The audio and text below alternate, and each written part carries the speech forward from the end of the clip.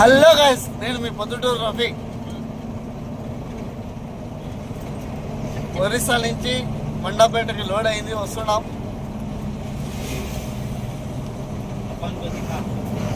చూడండి భయ, కొండలు ఎంత పచ్చగా ఉన్నాయో.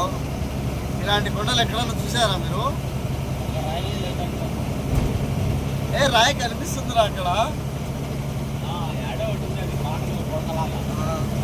చూడండి, మా ఓడి బండి తోలుతున్నాడు.